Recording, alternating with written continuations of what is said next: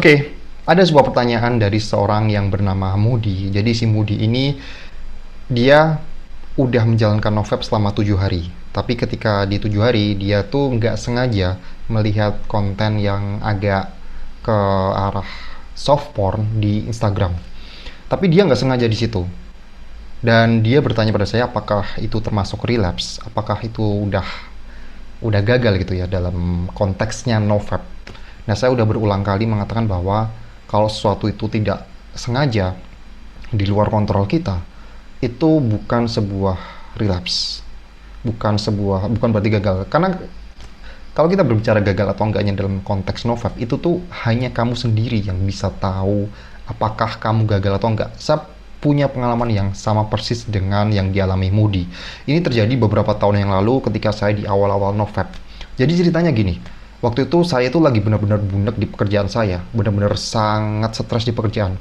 Karena waktu itu saya mempunyai pekerjaan untuk menulis skrip media sosial, tapi waktu itu saya itu benar-benar lagi nggak ada inspirasi untuk menulis skrip, benar-benar nggak ada inspirasi. Dan deadline-nya itu tinggal beberapa hari lagi. Itu benar-benar bikin saya tuh nggak punya stres lah pokoknya stres lah intinya kayak gitu.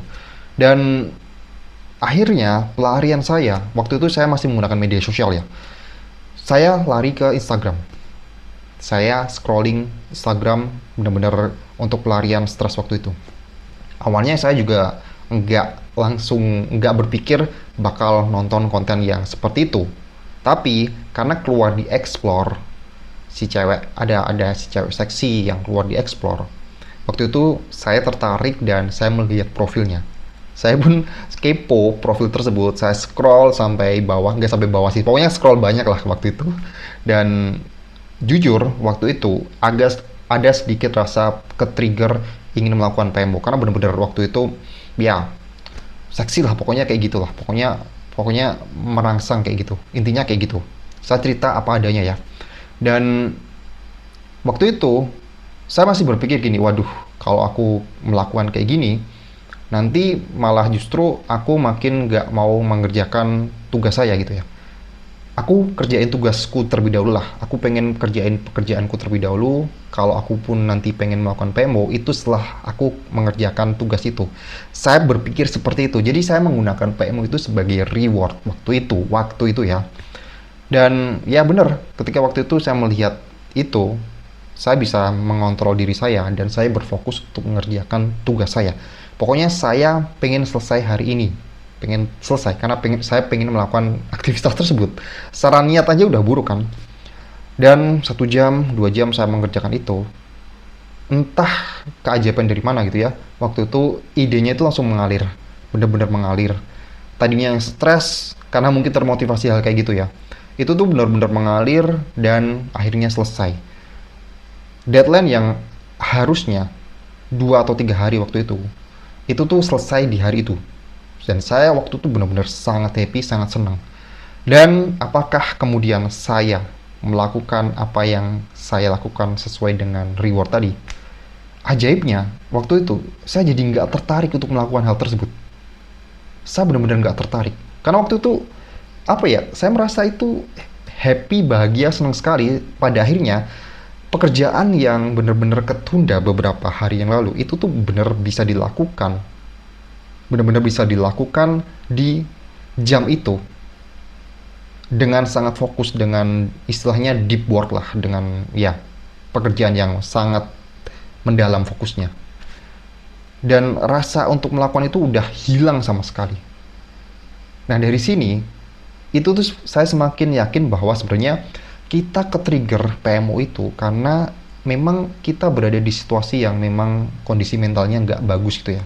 Dalam konteks saya tuh lagi stres, lagi frustasi, nggak ada ide sama sekali. Saya cari pelarian, intinya tuh saya menggunakan PMO sebagai pelarian. Tapi ketika saya tuh berhasil melakukan sesuatu, katakanlah saya sesimpel bisa mengerjakan tugas tersebut dengan waktu yang bisa dibilang cepat, dan saya bahagia di situ, rasa itu nggak ada sama sekali. Kondisi mental saya itu benar-benar happy, dan kondisi mental yang happy itu tidak akan tertrigger PMO. Itu saya semakin yakin dengan kondisi tersebut. Dan apakah yang saya alami itu bisa disebut sebagai relapse. Ketika saya itu udah ada niat, jujur memang udah ada niat, udah tergoda dan udah pengen menggunakan PM itu sebagai reward saya.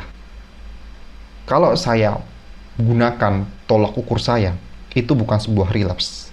Karena pada akhirnya saya melakukan sesuatu yang produktif, saya berada di sebuah state atau mental yang sangat bahagia di situ. Dan saya bisa melupakan PMU tersebut. Saya bisa simpulkan bahwa kalau kamu relapse itu adalah ketika kamu kepleset, kamu tergelincir, katakanlah waktu itu kamu kilaf, tapi kamu mengulang pola yang sama. Kamu mengulang lagi pola yang sama. Tapi kalau katakanlah seperti yang dialami Moody itu, hanya melihat nggak sengaja, itu jauh dari kata relapse, benar-benar jauh dari kata relapse. Bahkan kalau misalnya katakanlah gini lah, ekstrimnya gini, kamu di awal memang sengaja pengen nonton porn, tapi di situ kamu langsung ingat, ini pernah terjadi. Pernah terjadi oleh salah satu subscriber saya yang bertanya juga, jadi dia itu memang penasaran, kemudian dia buka situs P, tapi waktu itu dia langsung sadar dan dia langsung tutup. Apakah itu bisa disebut relapse? Bagi saya enggak, karena dia punya kontrol diri di sini. Dan aturan tiap orang itu beda-beda. Ya, kalau kamu mau mengatakan itu relapse, kalau mau mengatakan itu udah batal, ya terserah. Yang penting di kita itu, kita bisa merasakan bahwa ada sebuah perubahan dalam diri kita, bahwa kita sekarang punya sebuah kontrol diri. Kita jadi punya sebuah sesuatu yang berkembang dalam diri kita dibandingkan diri kita yang dulu. Kalau kita selalu menuruti kata orang lain bahwa itu relapse, bahwa itu menuruti standar dari orang lain, kamu nggak akan berkembang di sini. Dan ya itu yang pengen saya sampaikan pada Moody dan pada dirimu sekarang yang nonton juga ya. Jadi terima kasih sudah menonton video sampai sejauh ini. Kalau kamu punya pertanyaan seputar self improvement atau pengembangan diri pria, itu yang khususnya pria ya, silahkan tanya di kolom komentar. Dan kalau misalnya kamu pengen download ebook Rahasia Alam Bawah Sadar untuk berhenti dari kecanduan PMO, linknya di deskripsi ya. Oke, sampai jumpa di video berikutnya.